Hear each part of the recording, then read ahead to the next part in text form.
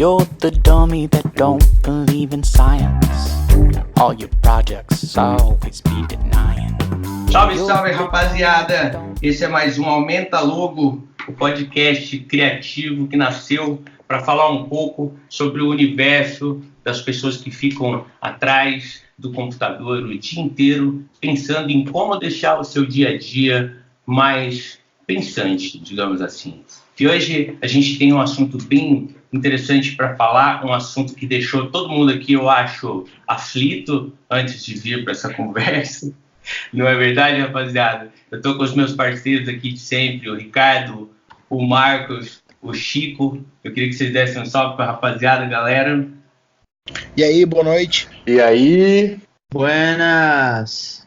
É isso aí, galera. Eu sou o Diogo, eu estou aqui hoje com a Rosana Prugério, que é uma psicóloga clínica com mais de 22 anos na área, o Fabiano Tonadi Oliveira, um farmacêutico com mais de 19 anos na área, dois profissionais que carinhosamente aceitaram o nosso convite para bater um papo com a gente, para falar sobre a saúde do profissional criativo. Mas a gente gostaria de falar de um assunto muito especial, que é a saúde física e a saúde mental. Enfim, a gente queria hoje discutir aqui esse assunto super importante para esses dois profissionais. Eu queria que vocês falassem um pouquinho com essa rapaziada. Rosana, Fabiano, por favor. Olá, pessoal. Eu sou a Rosana, trabalho especificamente com a psicologia clínica, cuidando da saúde mental das pessoas de um modo geral. E falando em saúde mental, a gente pode observar que 70% é um fator genético, 30% o ambiente que a pessoa é exposta. Dentro desse ambiente, nós encontramos ansiedade, depressão, transtorno de pânico e esse conceito novo aí que a gente tem ouvido falar tanto, que é burnout, que é o excesso de trabalho. E dentro desses quadros, a gente tem transtorno de ansiedade generalizada, depressões reativas, transtorno misto de ansiedade e depressão. E tudo isso tem uma cultura que valoriza, por detrás disso tem uma cultura que vai sempre valorizando o excesso de trabalho, onde aparentemente o funcionário que se dedica a maior parte do tempo para a empresa, ele parece ter um maior destaque, uma maior importância. E dessa forma nós vamos sendo engolidos pelo estresse.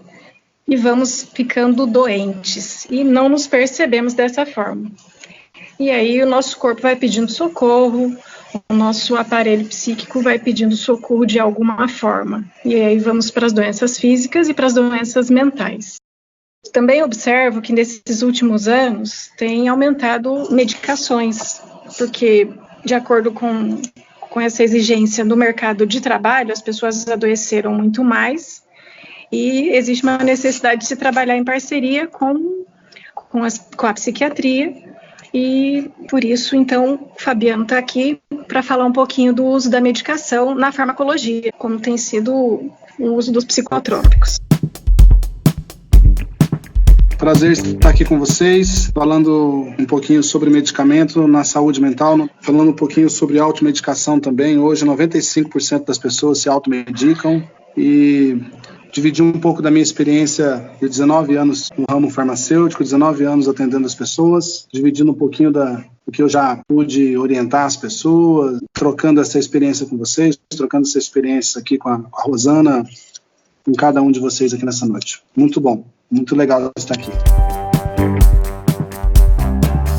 Legal, gente. A gente que agradece, é um prazer. Então é isso, minha gente. Eu vou passar a palavra agora para a Rosana, para falar um pouco sobre o aspecto clínico na psicologia, atendendo profissionais dessa área e também de outras áreas, e reconhecendo casos que tenham a ver com excesso de trabalho ou com excesso de estresse, esse comportamento característico das gerações de agora, né, altamente produtivas. O que você tem para contar para a gente, Rosana? A gente está doente? Pois é. Parecemos mais adoecidos na última década. Me lembro no início da minha formação, a queixa maior ela aparecia mais como casos depressivos, então pacientes depressivos. Apesar de hoje falarmos tanto de casos de suicídio, né? Hoje o que aparece mais na clínica são pacientes estressados e ansiosos. Então, como aparece isso? Aparece um paciente que vem cansado, vem desmotivado, vem confuso com o aspecto do profissional mesmo. Isso é uma queixa muito comum hoje, querendo mudar de área de trabalho, independente da idade. As pessoas com mais tempo de profissão, insatisfeitas com a profissão e não produzindo o suficiente. O que significa esse suficiente? O mercado de trabalho cobrando cada vez mais e as pessoas tentando se doar ao trabalho mais do que elas suportam. E diante disso, gera esse nível todo de ansiedade e que acabam indo parar, então, nos consultórios de psicologia e de psiquiatria. É comum as pessoas terem crise de pânico achando que estão infartando. Então vão para o pronto-socorro achando que estão tendo um infarto ou um AVC ou algo parecido. Então, assim, sintomas físicos e, na verdade, elas estão só ou com uma crise de pânico ou um forte estresse muito grande e porque elas não estão cuidando da sua saúde mental. É muito comum. No mercado de comunicação, que é a área de vocês, eu acompanho pacientes já de longa data. E é uma área bem estressante, porque vocês são sempre cobrados. Como eu ouvi o podcast anterior de vocês, né? Sempre o cliente parece que ele vai contratar o profissional e ele que determina o que ele quer no trabalho. Então, vocês ficam sempre com aquela sensação de não sou o contratado, eu sou o comandado pelo cliente. É isso? Exatamente. Certíssimo. Pois é. E isso gera um nível de insatisfação muito grande, porque é uma frustração, não é? Vocês fazem um trabalho tão bacana, tão legal, e que custa tanto para vocês essa criação. E lembrando que a criação, ela vem da criança, que precisa criar, que a gente é o básico, aprendemos isso na nossa infância, e vocês fazem isso brilhantemente na profissão de vocês, e de repente aparece um cliente totalmente prepotente, e vem dar ordem no trabalho de vocês, e ainda depois acaba reclamando do trabalho que não ficou do jeito que ele queria. Então isso é muito comum e leva a um estresse muito grande.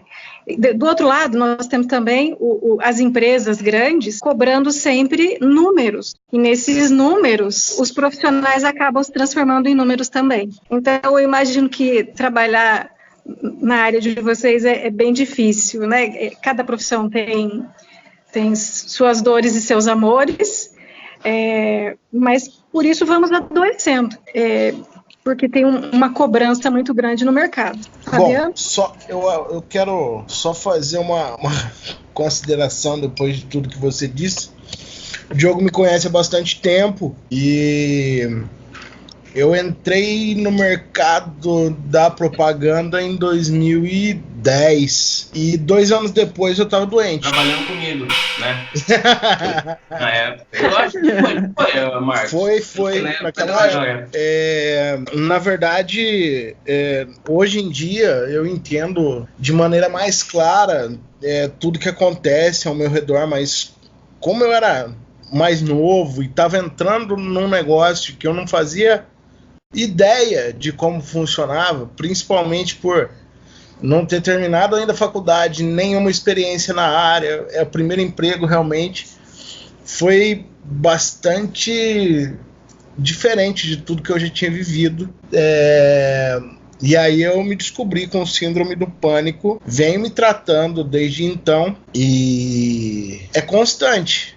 Eu já tentei parar o tratamento,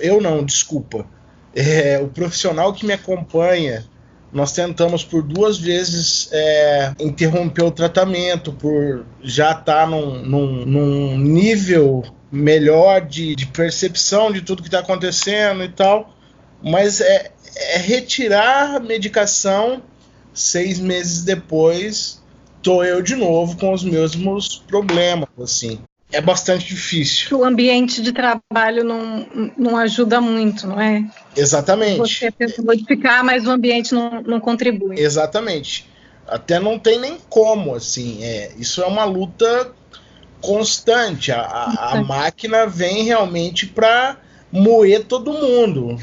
Eu quero que você me entregue de qualquer forma, e as pessoas estão se importando cada vez menos com as pessoas. E isso é muito preocupante. A gente já falou um pouco sobre isso no primeiro podcast, quando a gente falava de empatia. A gente pretende falar um pouco também sobre outros aspectos no próximo episódio, em relação à desvalorização do mercado, justamente por um excesso de automatização. E esse excesso de automatização já é uma tendência de alta performance, que tem que produzir muito, porque o que o homem faz já não dá. Tem que ser máquina, entende? Tem que ser... Ou seja, a propaganda ela é muito maciça hoje. Antigamente se fazia um ou dois anúncios, hoje você faz uma campanha por dia com 200 ou 300 anúncios no Google e em algumas redes sociais, né? Então a coisa ficou muito mais maciça e se pulveriza muito mais. Mesmo que seja uma marca muito grande, isso é tudo muito maciço. Não tem como fazer sem usar computadores mesmo. Só que assim, eu acho que a confusão mental que isso gera nas pessoas, e em detrimento da falta de percepção humana que as pessoas têm na visão do processo, porque eu acho que a gestão do processo é que é muito desumana. Eu acho que nisso o Marcos colocou muito bem colocado. Falta essa visão humana na forma de gerenciar processos dentro das empresas e dentro das agências de propaganda. Inclusive, isso é uma coisa que tem que ser colocada aqui. Principalmente quando a gente fala do mercado de ponta da propaganda, eles são os mais desumanos. Se a gente for analisar, agências grandes, cara, elas pagam muito pouco a hora por trabalhos valiosos, entende? Enquanto alguns estúdios que estão começando, às vezes, valorizam super o trabalho de um criativo. Então, assim, é uma coisa complicada. O nosso mercado está no meio mesmo de um momento de começar a perceber essa doença que tem sido gerada pela forma como nós percebemos o valor humano e o valor material, né, que o trabalho tem, né? Porque a gente tem que ter um denominador comum aí que seja sustentável, né? Isso, exatamente. Eu queria abrir uns questionamentos aí. Abra seu coração. Fabiano. O que eu sinto no mercado é que, assim, parece que em meios que a gente vive, conversou sobre empatia nos primeiros episódios e tal, que falamos sobre empatia, sobre a experiência do usuário, e essa preocupação em entregar uma experiência boa pro usuário, né, principalmente na área da tecnologia. Eu sinto que as pessoas, elas estão mais, assim, robotizadas. Além do mecanismo ser mais robótico, né, as coisas serem mais automatizadas, as pessoas estão se tornando mais automatizadas, porque está tendo um padrão de pessoas que trabalham na área de comunicação, elas estão se encaixando dentro de um padrão do tipo, você precisa entregar sucesso, você precisa ter um bom relacionamento com no seu ambiente de trabalho, e você precisa demonstrar isso. Além disso, você precisa demonstrar tudo isso, essa sua felicidade nas redes sociais. Eu queria saber da Rosana, o que ela acha, qual a percepção dela em relação a essa demonstração de felicidade em via das redes sociais, sendo que as pessoas estão procurando mais ajuda, né? Ajuda em termos da psicologia, só que elas demonstram uma outra coisa nas suas redes sociais ou no seu ambiente de trabalho, nessa padronização, assim.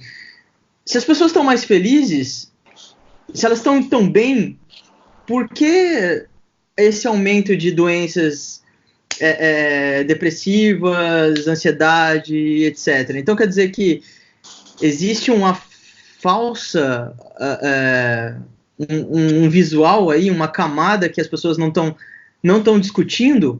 Elas precisam estar mostrando sempre a positividade e não o que é real, o que está acontecendo de verdadeiro É isso? Isso para Rosana. E para Fabiano, eu queria saber qual foi o aumento de busca entre remédios ou manipulados ou na farmácia tradicional em relação aos jovens, assim, e que tipo de medicamento eles buscam mais? Respondendo a sua pergunta, eu vejo que as redes sociais, elas contribuíram bastante para esse adoecimento, porque geralmente as pessoas postam fotos de viagens, de festas, e elas não postam fotos de velórios, de tragédias e de desgraças, né? Bom, algumas até postam. Mas eu vejo um alto grau de perversão mesmo, né? Existem programas sensacionalistas postando desgraças e tragédias, e algumas pessoas acompanhando esses programas. E vejo as outras pessoas postando o que elas comem, onde elas vão, o que elas estão fazendo o tempo todo, para uma autopromoção. E às vezes elas estão buscando só uma autoafirmação. Então, hoje parece que fica proibido dizer que se está triste pelo real motivo da tristeza. Então, se as pessoas dizem que elas estão tristes nas redes sociais, é só porque elas querem mais likes. E aí era só para ter um agrado, era só para ter um afago. Então é uma fuga dessa tristeza. Então troca a foto do perfil para chamar a atenção das pessoas. E aí eu fico questionando sempre o que elas estão fazendo com todos os sentimentos negativos que elas estão sentindo. Para onde vai tudo isso? Então por isso esse adoecimento. Então hoje os consultórios médicos eles estão sempre mais cheios por conta disso. As pessoas têm elas têm acesso a esse esclarecimento que antigamente não tinham, porém elas usam de forma equivocada. Então fica como se fosse uma maquiagem, sabe?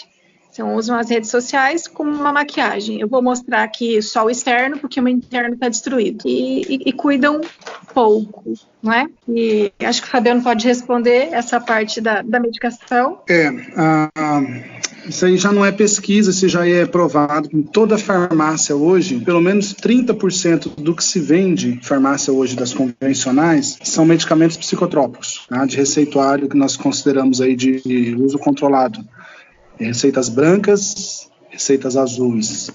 E depois aquelas receitinhas amarelas lá, de Ritalina. E há um ano atrás eu me desliguei de uma rede de farmácia bem grande aqui do Paraná e eu trabalhava numa loja bem grande e nessa loja eu atendia muitos jovens que vinham comprar muita Ritalina para estudar e um outro medicamento chamado Concerta, que esses jovens que usavam esse medicamento também usavam para estudo.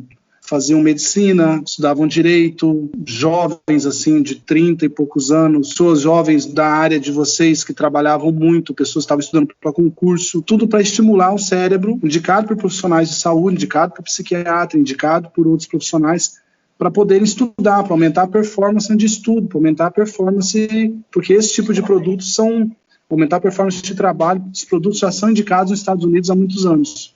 Então a pessoa é levada ao extremo do trabalho, ao extremo do estudo, e depois que ela faz isso, ela passa aquele pico, ela entra no extremo do sono. Então ela ia lá depois com outro receituário e comprava um medicamento para dormir. Então era uma loja que não vendia só 30% de psicotrópico, ela chegava a vender 40% da venda dela mensal de psicotrópico. Voltando a falar sobre o Marcos, sobre a síndrome do pânico que ele desenvolveu e como ele tentou parar de tomar o medicamento, nessa mudança de transição de carreira minha, que eu entrei trabalhar na manipulação, eu estou tendo acesso a um outro tipo de medicamento, que é um medicamento que é um profissional que faz a medicina integrativa, que é um profissional que ajuda a suplementar as pessoas. E quando nós tentamos ajudar a suplementar as pessoas, ajuda essa pessoa que está tentando a fazer essa transição, quando ela tenta sair dessa síndrome do pânico, tira o medicamento, X dias depois esse medicamento ele vai caindo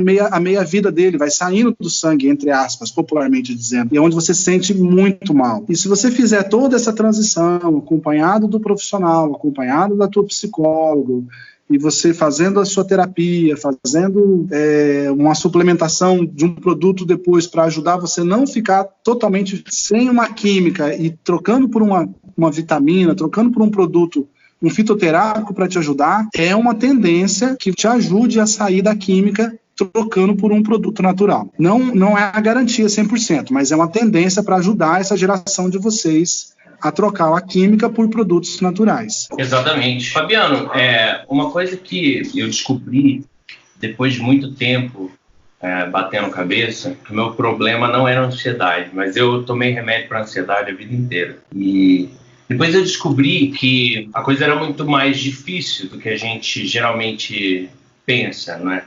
Antes de você iniciar um tratamento, você tem que estar preparado, primeiro de tudo, para mudar de médico várias vezes, porque você não vai acertar de primeira, não é fácil, não é, entender um diagnóstico de uma doença psíquica ou de uma doença que tenha origem mental, esteja relacionada a esse universo que a gente está falando. Na verdade, né, nós estamos falando de coisas que têm um diagnóstico complexo demais. E assim, o que aconteceu comigo foi justamente isso. Eu comecei um tratamento e comecei a tomar uma medicação para me ajudar com a ansiedade. A ansiedade me atrapalhava muito. Eu tinha já toda uma situação na minha vida, na minha rotina, que era muito ruim. E aquilo tudo me desencadeou, né, uma situação em que minha ansiedade parecia descontrolada. Aos poucos eu fui descobrindo, com a ajuda de terapia, de muita terapia. Eu fiz terapia durante alguns anos e eu fui entendendo, percebendo através da medicação que eu fui tomando o que estava acontecendo. O que é interessante dizer é que antes de fazer a terapia, eu comecei um tratamento com um psiquiatra e comecei a tomar um monte de medicação para depressão, para ansiedade. E o que aconteceu comigo? Eu fiquei pior. Fiquei bem pior. Entende? Ficou muito pior a minha situação. Existiam fatores que complicavam o meu caso, sim, mas a medicação me piorou muito. E quando eu comecei a fazer terapia, acho que a grande sacada foi a terapia, porque ela me ajudou a entender melhor o efeito da medicação e a buscar ajuda corretamente com o médico. Eu acho que eu queria ouvir um pouco do que você tem a dizer sobre essa questão, porque o grande problema é esse, né? Às vezes as pessoas elas não percebem que elas viciam numa medicação ou elas não se dão conta que estão se automedicando. Tudo começa, Diogo, quando você foi lá no psiquiatra, alguma pessoa olhou para você e falou, olha, você vai no psiquiatra. E você, quando pegou essa receita que você foi na farmácia, tomara que você não tenha passado por isso, mas eu já vi colegas de trabalho pegar a receita do paciente e ele não se condoer com a dor do paciente, do cliente. A falta da empatia, né? É a falta da empatia, como diz a Rosana. E aí isso vai tomando uma proporção. Todo mundo não tem noção do problema do outro, não se coloca no problema do outro. E aí nós não queremos ajudar as pessoas.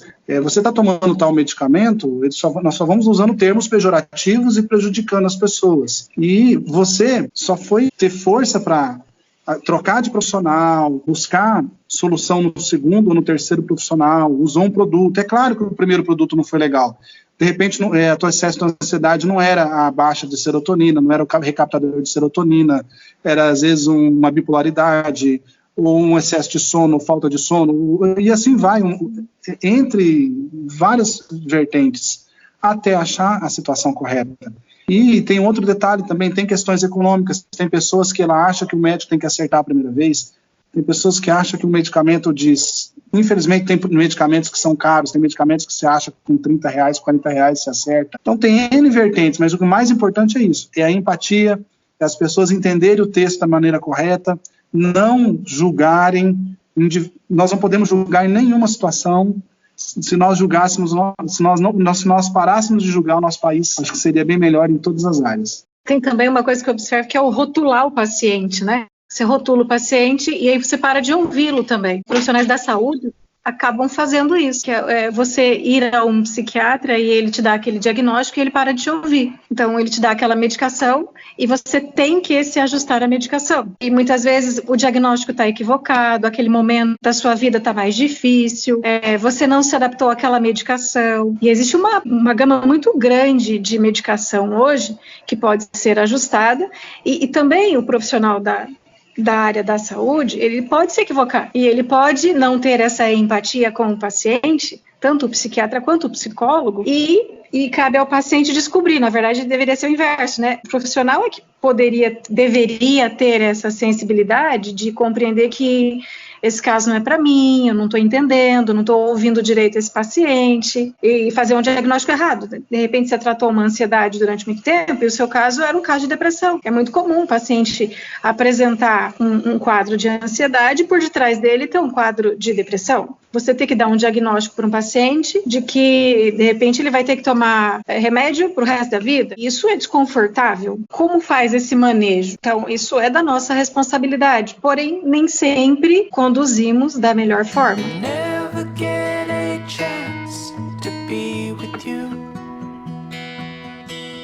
Na área da saúde mental, é discutido bastante em grupo de estudos, em pós-graduação, em congresso, que é esse profissional da área da saúde, profissional da psicologia, ir se adequando também a todo esse movimento que vocês estão sentindo aí na área de vocês, que é essa era pós-digital. O mundo foi se modernizando, as pessoas foram evoluindo, estão sendo cobradas cada vez mais, e nós da área da saúde também precisamos nos adequar a isso, e nem sempre tem acontecido. O meu caso ele foi muito clássico no sentido de 2 aprendizados. O primeiro é que não dá para desistir no primeiro erro de medicação, insistam, sejam persistentes, tenham sempre um terapeuta. Eu acho que a partir do momento que você lida com uma doença como o déficit de atenção, muito comum em profissionais da nossa área, ou com uma doença como o TOC, eu estou falando aqui como leigo, mas eu quero colocar alguns casos bem genericamente. Ansiedade, bipolaridade, são situações que, independente do grau de que a pessoa se encontra, se você estiver bem medicado, se você tiver um acompanhamento terapêutico adequado, com certeza você vai ter mais qualidade de vida. Você pode sofrer, infelizmente, essa é uma coisa que talvez a gente não consiga evitar totalmente, mas é importante buscar ajuda.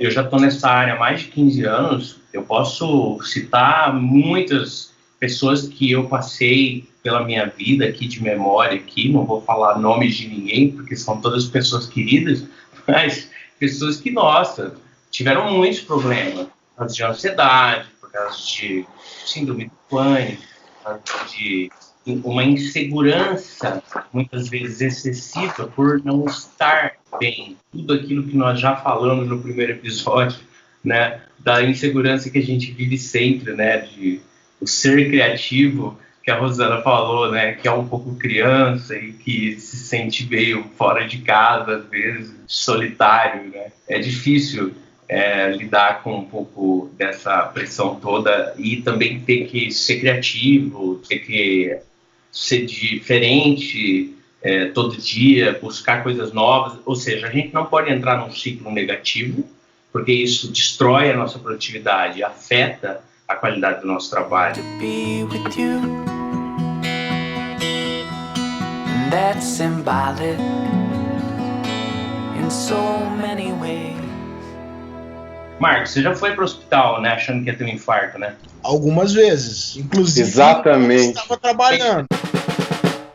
Na verdade, o meu caso é exatamente esse. Eu tenho a sensação, hoje bem menos, assim, hoje tô bem melhor, assim. Mas a sensação que eu tenho é que eu vou morrer a qualquer momento e é de ataque cardíaco, especificamente.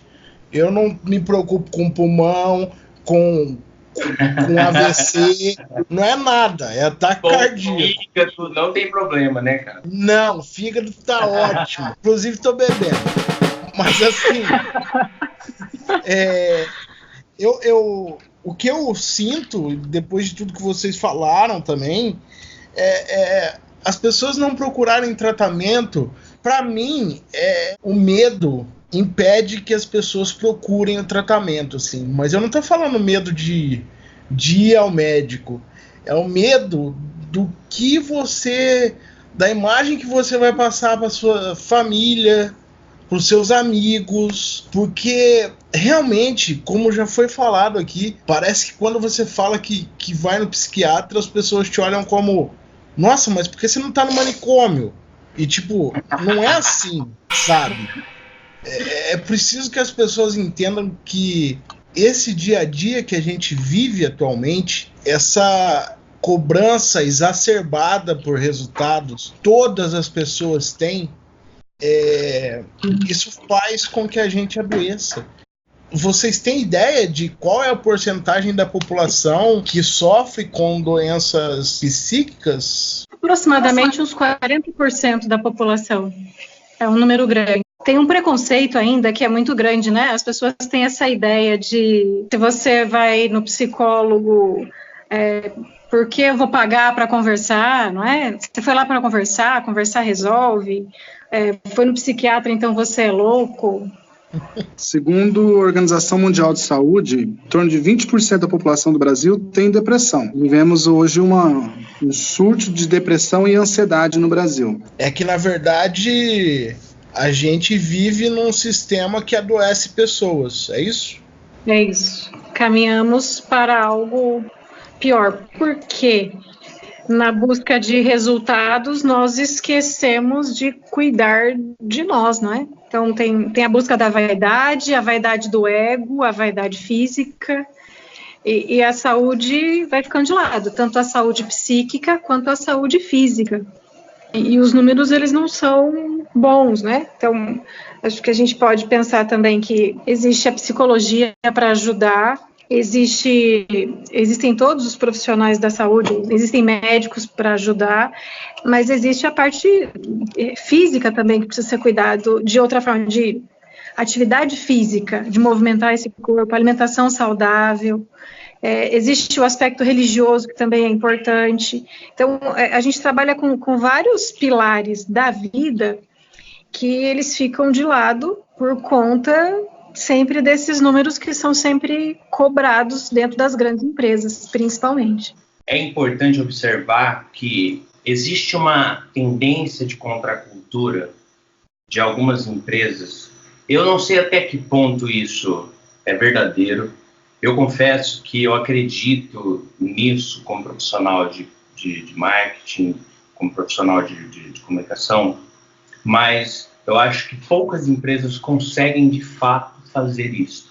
Mas eu sei que existe um processo de mudança de mindset nos donos de empresas, em formação de uma contracultura, digamos assim, no sentido de valorizar mais as pessoas, ou seja, de pensar que se tivermos um ambiente de trabalho mais agradável, mais humano, mais cativante, ele pode ser muito mais produtivo, por exemplo. Isso é o meu medo maior. Porque, assim, as empresas, elas captam esse modelo de negócio aí, de que, nós pensamos em você, nós pensamos nas pessoas, nós pensamos no funcionário. Então, aqui você tem um lounge, aqui você tem mesa de ping-pong, aqui você tem cerveja artesanal, nesse ambiente extremamente extrovertido. Só que a sua cobrança em números é bem maior, você não tem tempo para usar nenhum tipo desses recursos, você não tem horas contabilizadas. Isso aí é uma armadilha do mercado atual para captar pessoas profissionais. Elas te obrigam a ter a ter o seu momento de lazer dentro da empresa, cara. E isso é prejudicial. Sim. Isso é mais prejudicial do que positivo. O seu momento de lazer é dentro da empresa, o seu momento de trabalho é dentro da empresa, o seu momento de socializar é dentro da empresa. Então, assim, eles te botam muito mais tempo dentro da empresa, não te pagam por isso, e você não tem opção, você não tem a liberdade. Isso é um gatilho muito perigoso e que as pessoas estão caindo muito, principalmente as startups que vêm oferecendo esse tipo de negócio aí em vários job scripts que você pode ver aí, que não temos Node.js, temos mesa de ping-pong, temos cerveja artesanal, vem trabalhar aqui com a gente. Cara, eu já vi anúncio de vaga para, né, você entrar nessas startups aí, enfim, a galera sempre separa essas pérolas e tem em vários lugares na internet. E você vê, assim, anúncios de ofertas de vaga absurdos. Que, por exemplo, que a pessoa oferece ser sócio. E você tem que colocar dinheiro e você não vai receber nada em troca. Só sócio pela ideia mesmo. Esse é um exemplo, né?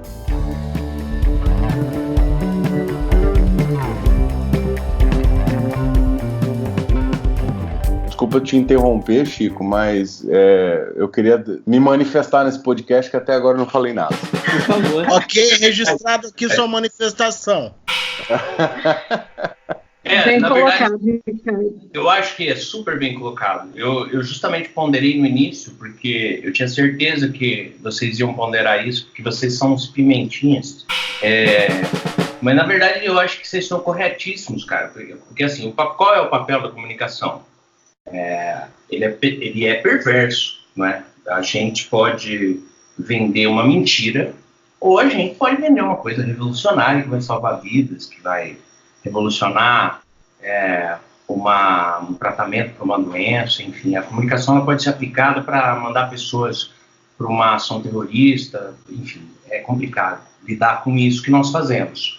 Infelizmente, como o Chico falou, existe uma tendência muito pejorativa dentro da estratégia que essas empresas, principalmente dentro do modelo da startup, sim, porque a startup ela tem aquela coisa do custo baixo, do crescimento rápido, do modelo de negócio rápido, porque você precisa prototipar com baixo custo, testar com baixo custo para poder errar barato, errar bastante, e mão de obra barata é necessário para esse tipo de coisa. Ricardo, você quer falar alguma coisa da empresa que você está trabalhando? Aí vocês têm bastante políticas nesse sentido, né? A empresa em que eu estou trabalhando agora, e eu acho que é uma realidade que não é todos que têm oportunidade. A nossa área criativa tem muita gente que, sei lá, está há muito tempo no mercado e nunca teve a oportunidade de trabalhar sequer num lugar que discutiu isso. Saúde mental, sabe? Mas no meu caso eu estou conseguindo trabalhar numa empresa que pensa um pouco nisso. É um dos pilares da empresa. E eu tenho uma visão positiva que, mesmo a gente tendo aí números, enfim, o pessoal que a gente convidou e está falando de números, e é números que dão medo. Eu, particularmente, na minha área, eu fui ensinado a achar que muito trabalho e pressão fazia bem. Eu ia acabar na marra, de certa forma, evoluindo. E eu confesso que é engraçado, né? Pegando um pouco de o que todo mundo falou, primeira vez que eu ouvi alguém que trabalha comigo falar que teve um infarto ou passou mal, eu fiquei assustadaço. Falei, como assim? Isso acontece na minha área? Eu achei que eu tinha escolhido propaganda, que é uma área sossegadíssima para trabalhar. E realmente eu não tinha essa dimensão. E foi engraçado, né? Tipo, foi depois de eu assistir Mad Men que eu percebi que, tipo, até o passado da nossa área, ela é uma área complicada. É uma montanha-russa mesmo. E hoje eu tenho a visão de que eu, estando numa empresa de tecnologia, eu trabalho muito olhando para esse horizonte da inovação, e é um trabalho difícil de fazer, porque você fica olhando para amanhã, né? Você fica tentando antecipar as coisas. Então, a nossa área, eu tenho a interpretação de que ela é ansiosa por si só, sabe? Se você não tiver um pouquinho de ansiedade, eu acho que você não vai conseguir trabalhar com comunicação, não vai sobreviver nessa área. Mas eu tive a oportunidade de perceber que existem movimentos além de você fazer um movimento sozinho, né? Tipo, a gente está falando muito aqui de que é bom você olhar os sinais e ir atrás, né? Tipo, procurar ajuda, né, de profissionais, se precisar tomar uma medicação, tomar esse cuidado. E assim, eu tive essa dimensão muito tardia. E eu percebi depois, analisando, que eu tive momentos em que eu cheguei nessa estafa aí, ao ponto de ter um piripaque ou passar mal, e muito tarde, né? Então, o nosso papel aqui nesse podcast é justamente reafirmar sempre isso, né? A gente acabou de passar por Setembro Amarelo aí, que é prevenção contra o suicídio, e tem vídeos na internet, é impressionante. A nossa área, como ela é tecnológica, ela é digital, ela é robotizada, mas existe ainda lugares que se salvam na internet e existem pessoas ainda que tentam fazer um bom trabalho. Mas o que eu queria ouvir dos nossos convidados maravilhosos é se existe alguma forma de perceber, tanto no corpo, biologicamente, aí eu acho que o farmacêutico vai poder contribuir, e quanto mentalmente, se a gente consegue perceber o momento que, opa, peraí, sabe, tô precisando de ajuda, ou não. O certo, que nem eu já ouvi, é não pensar nisso, é pensar que é importante procurar uma ajuda profissional. Hoje a vida adulta precisa, né, tipo, você precisa pelo menos uma vez ou outra ter alguma orientação profissional, tanto de um psicólogo ou um psiquiatra, e que se medicar é ok, desde que seja com prudência, assim. Posso só concluir, concluir, não, só anexar uma coisa à sua pergunta? Com certeza, por favor. Além disso, que era uma pergunta que eu tinha notado isso, em como a gente percebe os sinais, que é uma excelente pergunta. Eu queria saber se há um tipo de prevenção. Claro, é só não trabalhar a vida toda. Tipo, nascer filho de pai rico. Seria bom, mas isso não aconteceu comigo, né? Então, eu não tô milionário aos 30 anos. Não saí na Forbes e nem nenhuma matéria escrito milionário aos 30 anos. Primeiro milhão aos 30. Eu acho que todo mundo tem um sensor que, de repente, fica lá no vermelho, sabe? Tem um sensorzinho da temperatura, né? E quando ele fica, principalmente na ansiedade, quando você sente que você está muito agitado, o coração está batendo mais do que deve, não está ficando ofegante, ele sente que os dias dele estão um pouco mais acelerados, você sente que tem dias assim, tem semanas que você não está dormindo bem. Todo mundo que foi procurar ajuda de algum profissional da saúde, ou foi procurar aconselhamento com psicólogo para desabafar, para procurar, foi fazer até um exercício físico para tentar baixar esse excesso de ansiedade e de estresse, é porque foi tentar prevenir, foi tentar extravasar um pouco disso tudo aí, foi tentar baixar um pouco da pressão dessa panela. Então, eu acho que esses sintomas aí são bem clássicos na vida de todo mundo, sabe? É quando o ponteirinho está ficando no vermelho. Então, o meu conselho aqui, acho que é até um pouco pessoal meu aqui, hoje com 42 anos, eu tento, assim, não deixar o meu ponteiro chegar no vermelho mais, sabe? É no meio da tarde, quando eu tô... Aí eu vou falar da minha experiência, quando eu estou muito, muito acelerado, para um pouquinho, tomo água. O dia que está tomando muito café, tenta diminuir um pouco o café. Tem dia que a gente dorme pouco mesmo, tem dia que a gente tem que produzir mais.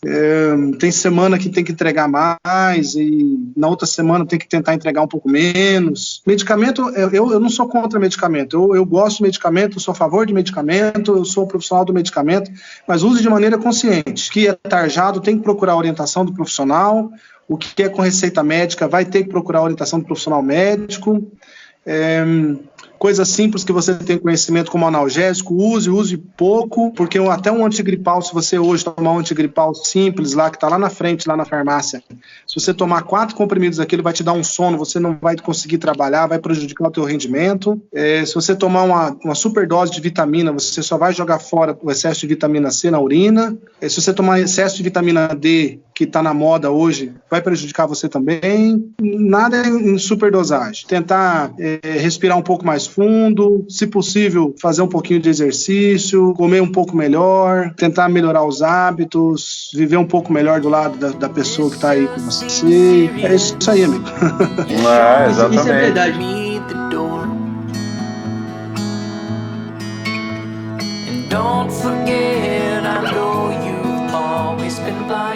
Fabiano, isso é verdade. Eu xingo esses 3 aí, ó, um monte, porque eles não fazem nenhum tipo de exercício. É tudo vadio. Tudo. Mas, nenhum com exercício aí dos 3. É importante dizer isso. Olha, realmente, Nem vem falar que não. Que eu sei que nenhum dos 6'3" aí faz exercício. Vale andar com o filho no bosque? Vale. Vale, né? Vale, muito importante. De domingo, isso é maravilhoso. Maringá é privilegiado ter um bosque lá, interditado para fazer isso. Eu falo isso para Rosana. As pessoas têm que aproveitar. E as pessoas que mais devem aproveitar não aproveitam. Reclamam que Maringá não tem nada para fazer. Tem lá os 2 bosques interditados. Maringá é uma cidade ótima para isso. Né? Para passeio. A gente vive numa cidade boa mesmo para se morar, né? Ainda existem situações piores aí que as nossas. Eu sou suspeito, eu não posso falar nada. Você mora em praia, não vale mesmo, você é café com leite. Você não vale, assim não vale.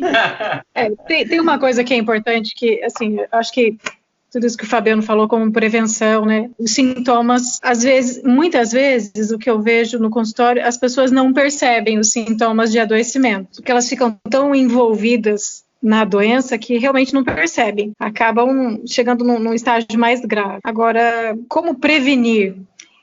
Eu acho que é retomar coisas que são muito básicas, que às vezes eu faço uma pergunta básica, assim, tipo, o que você mais gosta de comer? E muitas vezes a gente esquece. Qual é a sua comida preferida? Qual é a sua bebida preferida? Que tipo de filme você gosta de assistir? Qual foi o último livro que você leu por prazer, que foi a sua escolha e não sua obrigação? Sabe, coisas muito simples. Passear no parque com o filho, ou passear com a pessoa que você gosta. Vale sim ir no bar com o amigo bebê, desde que isso não seja uma dependência, porque às vezes a gente também não suporta viver sozinho, e isso também, quando não somos uma boa companhia para nós mesmos, isso também é um sintoma, né? Então, como prevenção, eu acho que é parar, respirar um pouquinho e voltar para o nosso eu, o eu particular, bem escondidinho lá, que às vezes a gente guarda numa caixinha e deixa ele meio abandonado.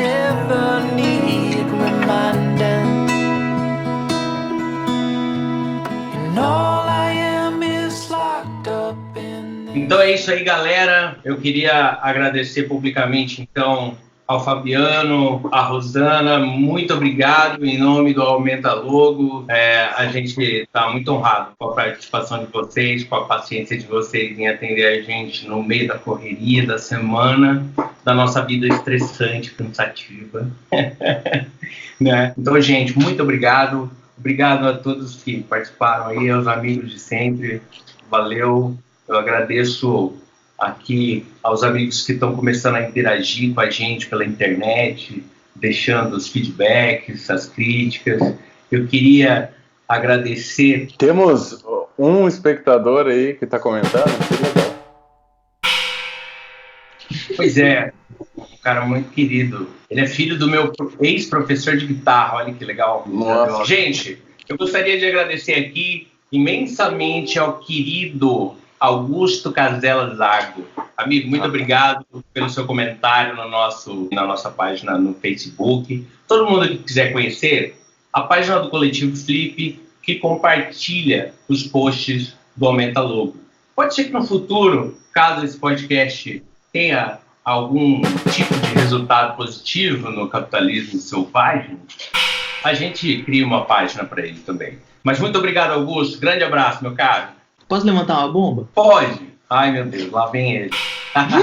Vai lá. Então quer dizer que o aumento de doença como depressão e ansiedade, a gente pode culpar o capitalismo? Ai. Pergunta. Isso dá um outro podcast. Eu sabia que ia falar isso. O BJ adorou. Eu quero evitar uma confusão, eu falo, isso dá outro podcast. Gente, muito obrigado a todos. Boa noite para vocês. Obrigado mesmo, Fabiano, prazer. Muito obrigado, Rosana, como sempre. Valeu, gente. Valeu, foi um prazer ficar com vocês aqui, poder responder alguma coisa da minha contribuição. Valeu, gente. Obrigado. Boa noite. Boa noite. Assistam Flamengo e Grêmio agora, que vai ser um puta jogão. Tá bom, pode deixar. Flamengo. Viva o Flamengo. Vão haver novos temas pra gente colocar vocês na jogada, beleza? Vamos falando. Tchau. Abraço. Tchau. podcast foi editado por Coletivo Flip.